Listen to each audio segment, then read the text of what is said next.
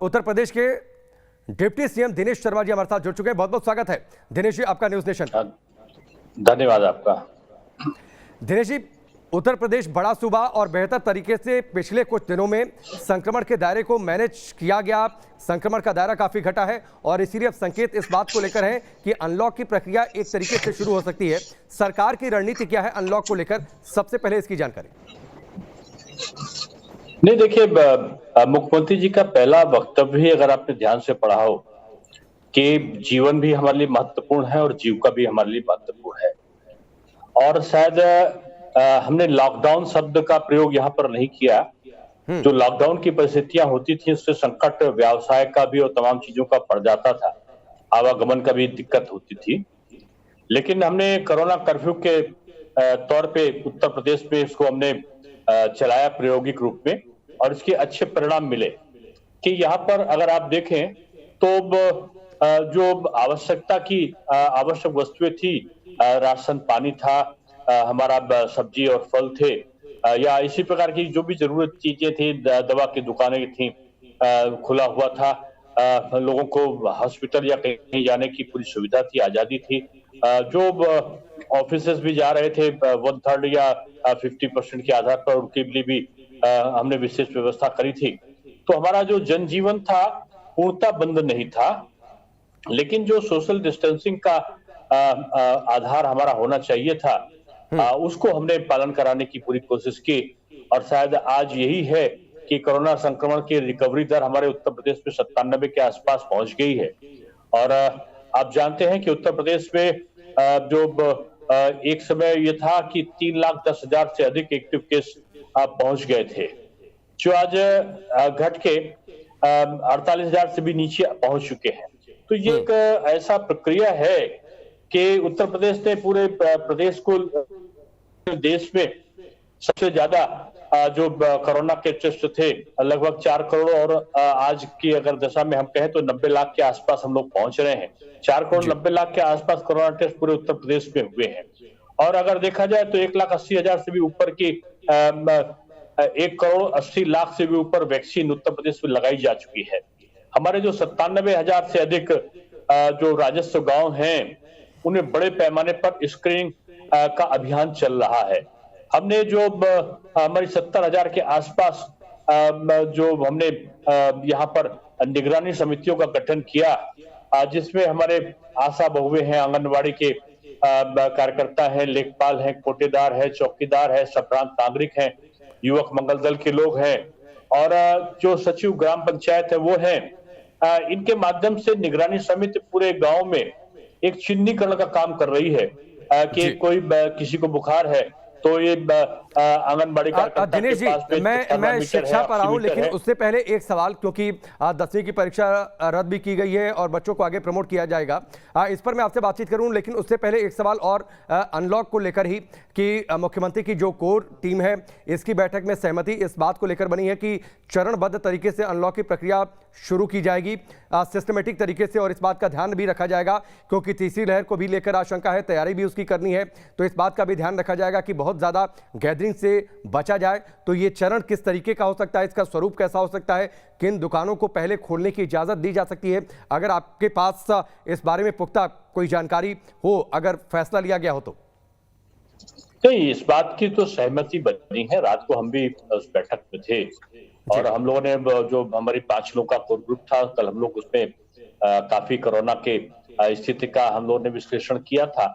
और मुख्यमंत्री जी के जो सद प्रयत्न हैं निश्चित रूप में वो स्तुतनीय है कि उन्होंने इस प्रकार से कोरोना को संक्रमण को रोक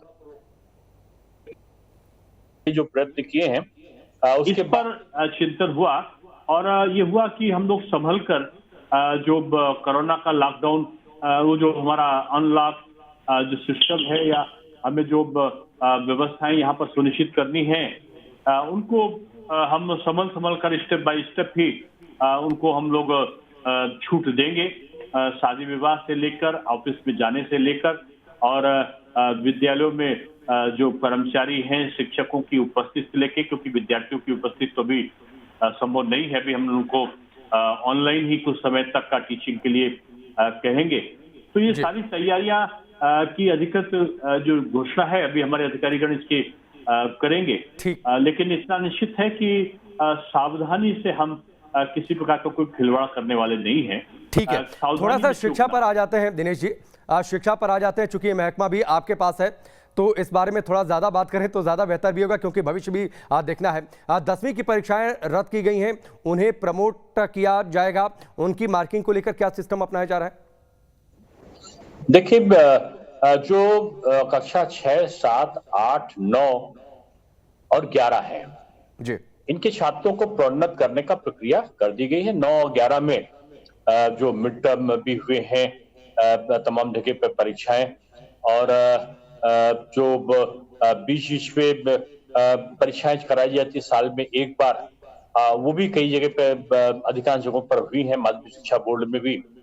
तो दिल्ली बोर्ड और उनके दूसरे सिस्टम्स हैं उनमें भी परीक्षाएं मिड टर्म में हुई हैं।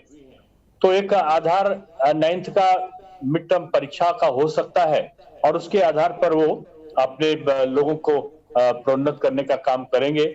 जहां पर इस प्रकार का कोई सिस्टम नहीं है वहां हम केवल प्रमोट कर देंगे। ये इस प्रकार की प्रक्रियाएं हमने रखी हैं।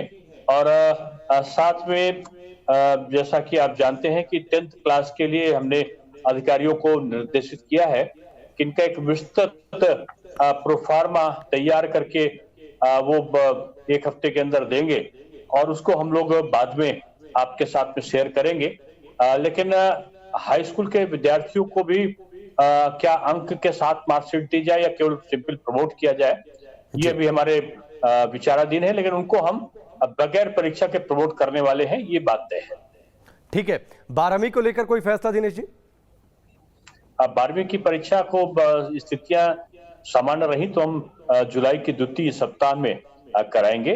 और हमने जो हमारे क्वेश्चन पेपर में अभी तक 10 प्रश्न पूछे जाते थे और 5 करने होते थे, उनमें हम 10 क्वेश्चन में से केवल 3 प्रश्न करने होंगे।